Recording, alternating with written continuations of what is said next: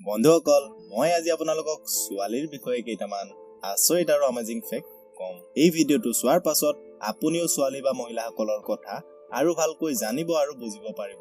গতিকে ভিডিঅ'টো অলপো স্কিপ নকৰাকৈ প্ৰথমৰ পৰা শেষলৈকে চাব। আৰু আপুনি যদি বিচাৰে আপুনি মোক ইনষ্টাগ্ৰামতো ফলো কৰিব পাৰে। ডিসক্ৰিপচনত মই লিংকটো দি দিম। তেনেহলে বন্ধুসকল ভিডিঅ'টো আৰম্ভ কৰো সৰু এটা ইন্ট্ৰৰ সৈতে। So let's go.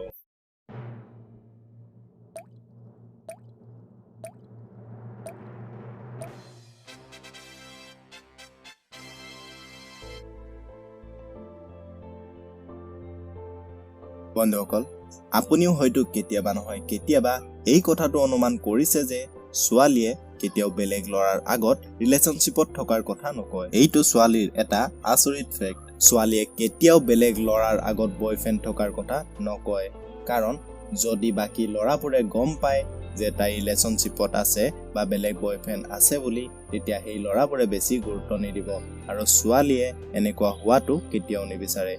সেইবাবে এই ছোৱালীয়ে কেতিয়াও ৰিলেশনশিপত থকাৰ কথা অন্য লৰাক গম পাব নিদিয়ে।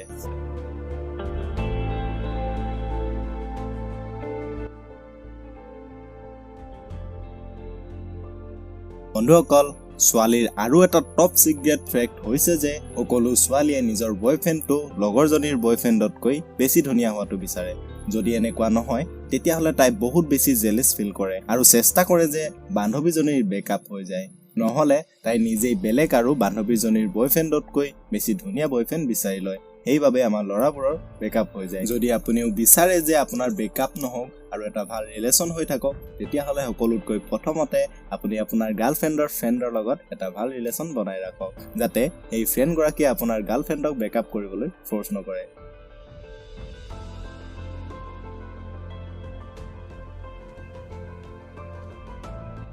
বন্ধুসকল যদি কোনো ল'ৰাই প্ৰপ'জ কৰে তেতিয়া ছোৱালীবোৰে সাধাৰণতে না বুলি ক'ব নিবিচাৰে। ইয়াৰ সলনি সেই ছোৱালীজনীয়ে সেই ল'ৰাটোক ইগনৰ কৰা আৰম্ভ কৰে, যাতে সেই ল'ৰাটোৱে বেছি আশৈ নাপায়। এতিয়া হয়তো আপোনাৰ মনলৈও এটা প্ৰশ্ন আহিছে যে ছোৱালীবোৰে এনেকুৱা কিয় কৰে?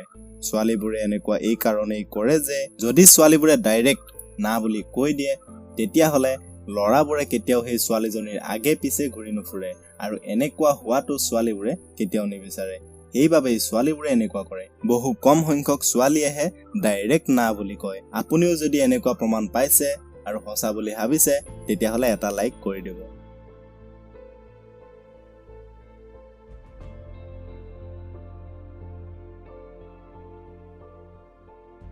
বন্ধুসকল ছোৱালীৰ আৰু এটা ফেক্ট হৈছে ছোৱালীয়ে এটা ৰিলেশ্যন ভাঙি যোৱাৰ পাছত মানে ব্ৰেকআপ হোৱাৰ পাছত তাইৰ বয়ফ্ৰেণ্ডজন হেপী থকাটো কেতিয়াও নিবিচাৰে। ছোৱালীয়ে সেইটোহে বিচাৰে যাতে ব্ৰেকআপ হোৱাৰ পাছত তাইৰ বয়ফ্ৰেণ্ডটোৱে দুখ অনুভৱ কৰে, আৰু সেইবাবেই ছোৱালীবোৰে ব্ৰেকআপ হোৱাৰ পাছত ফেচবুক বা হোৱাটছএপৰ দ্বাৰা তাই এক্স বয়ফ্ৰেণ্ডজনৰ এক্টিভিটিবোৰ মনে মনে অনুকৰণ কৰি থাকে আৰু খবৰ লৈ থাকে এই ল'ৰাজনে বেলেগ ছোৱালীৰ লগত ৰিলেশ্যনশ্বিপত আহিছে নেকি, বেলেগ ছোৱালীৰ লগত পিক আপলোড কৰিছে নেকি। সঁচাকৈয়ে আচৰিত নহয় জানো?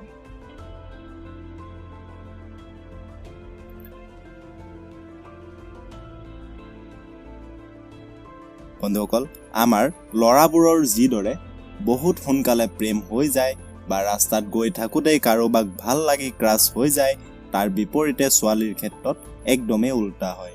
ল'ৰাৰ দৰে ছোৱালীৰ ইমান সোনকালে প্ৰেম হৈ নাযায়। ছোৱালীয়ে বহুত ভাবি চিন্তিহে কাৰোবাৰ লগত ৰিলেশ্যনত আহে। এবাৰ যদি কোনো এজনী ছোৱালীয়ে ভালকৈ ৰিলেশ্যনত আহি যায় তেতিয়া তেওঁৰ বাবে বহুত পজেচিভ আৰু ষ্ট্ৰিক হৈ যায়। সেইবাবে ছোৱালীৰ প্ৰেম ইমান সহজতে নহয়, আৰু যদি হৈ যায় তেতিয়াহ'লে বহুত বেছি গভীৰ প্ৰেম হৈ যায়। আমেজিং নহয় জানো? শেষৰ ফেক্টটো কোৱাৰ আগতে আপুনি যদি আমাৰ চেনেলটো ছাবস্ক্ৰাইব কৰি ৰাখিছে তেনেহ'লে বহুত বহুত ধন্যবাদ। কিন্তু আমাৰ চেনেলটোত যদি আপুনি নতুন হয় তেতিয়াহ'লে এনেকুৱা কিছুমান আচৰিত আৰু আমেজিং ফেক্টছৰ বিষয়ে জানিবলৈ আৰু শিকিবলৈ চেনেলটো ছাবস্ক্ৰাইব কৰি কাষতে থকা ঘণ্টাটো বজাই দিব নাপাহৰিব। বন্ধুসকল এইটো ফেক্ট হয়তো আপুনি কেতিয়াও জনা নাছিল যে ছোৱালীৰ 2-3 বাৰ প্ৰেম হোৱাৰ পাছত আৰু প্ৰেম নহয়। ছোৱালীৰ ফাৰ্ষ্ট প্ৰেম যাৰ লগত হয় তেওঁৰ বাবে এই ছোৱালীজনী বহুত বেছি চিৰিয়াছ হৈ যায়। তেওঁৰ বাবে তাই যিকোনো কৰিবলৈ সাজু থাকে, কিন্তু কিবা কাৰণত যদি সেই ফাৰ্ষ্ট ৰিলেশ্যনটো ভাগি যায় তেতিয়া তাই বহুত বেছি অশান্তি অনুভৱ কৰে। তাৰ পাছত তাই দ্বিতীয়বাৰ প্ৰেম কৰিবলৈ মন নকৰে কিন্তু লাহে লাহে দ্বিতীয় প্ৰেম হোৱাৰ পাছতো ছোৱালীজনীয়ে ছেকেণ্ড ৰিলেশ্যনটো ইমান গুৰুত্ব নিদিয়ে যিমান তাই প্ৰথম ৰিলেশ্যনটোত দিছিল। ইয়াৰ পাছত যদি ছেকেণ্ড ৰিলেশ্যনটো কিবা কাৰণত ভাগি যায় তাৰ পাছত ছোৱালীৰ মনৰ পৰা লাহে লাহে প্ৰেম আৰু বিশ্বাসটো কমি আহে আৰু কেতিয়াও কাকো সঁচা ভাল নাপায়। মানে তাই আৰু কাকো সঁচা ভাল পাব নিবিচাৰে, কাৰণ এই ছোৱালীজনীয়ে আৰু কাকো বিশ্বাস কৰিব নিবিচাৰে। বন্ধুসকল, এয়াই আছিল ছোৱালীৰ বিষয়ে কেইটামান টপ চিক্ৰেট ফেক্ট। আজিৰ ভিডিঅ'টোত ইমানেই। ভিডিঅ'টো চাই যদি ভাল পালে এটা লাইক কৰি দিব। তেনেহ'লে বন্ধুসকল আকৌ লগ পাম নেক্সট ভিডিঅ'ত এনেকুৱা কিছুমান আমেজিং ফেক্টছৰ সৈতে। তেতিয়ালৈকে বাই।